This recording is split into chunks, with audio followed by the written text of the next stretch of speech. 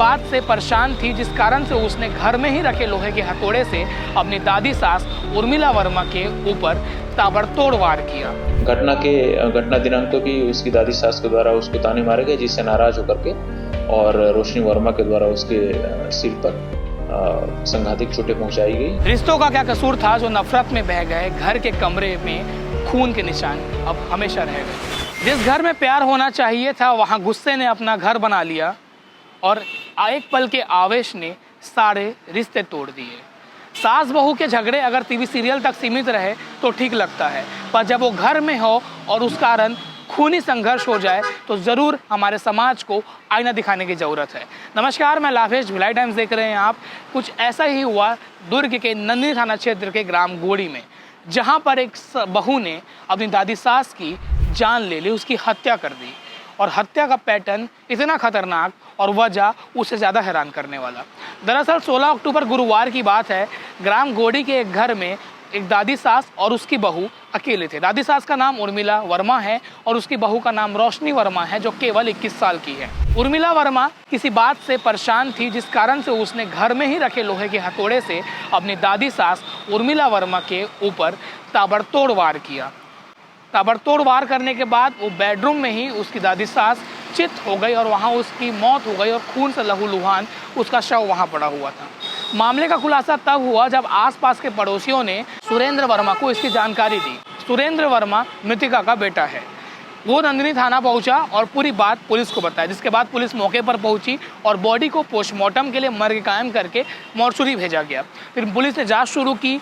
उसके बाद सुरेंद्र वर्मा ने बताया कि जिस वक्त घर में ये वारदात हुई, उस वक्त उसकी बहू और उसकी माँ अकेले थे और सब लोग काम पर गए हुए थे। फिर संदेह पर उसकी बहू को हिरासत में लिया गया, जिसका नाम रोशनी वर्मा है, उम्र 21 साल है। उससे पूछताछ किया गया और चौंकाने वाला खुलासा हुआ।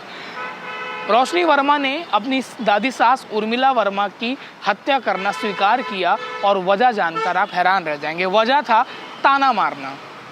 जो उसकी दादी सास थी उसको बार बार ताना मारते रहती थी, खाना को लेकर और कई बातों को लेकर।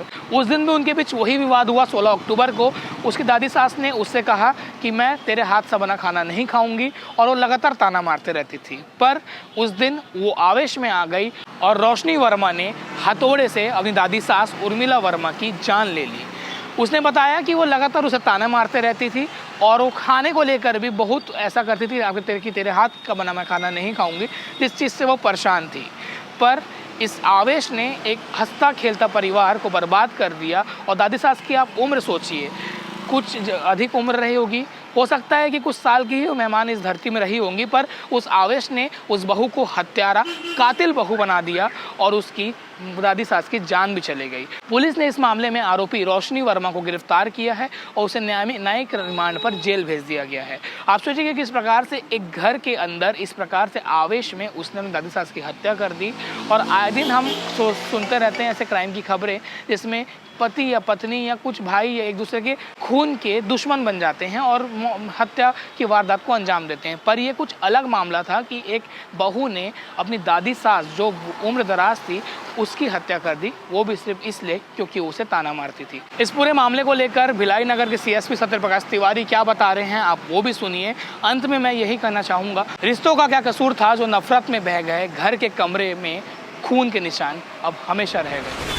नंदिनी थाना क्षेत्र अंतर्गत ग्राम गोढ़ी में प्रार्थी सुरेंद्र वर्मा के द्वारा एक प्रथम सूचना पत्र दर्ज कराया गया था कि उसके घर में उसकी बहू और उसकी माँ, ये दोनों, उसकी माँ जिसका नाम उर्मिला वर्मा है और बहू रोशनी वर्मा, ये दोनों घर पर थे।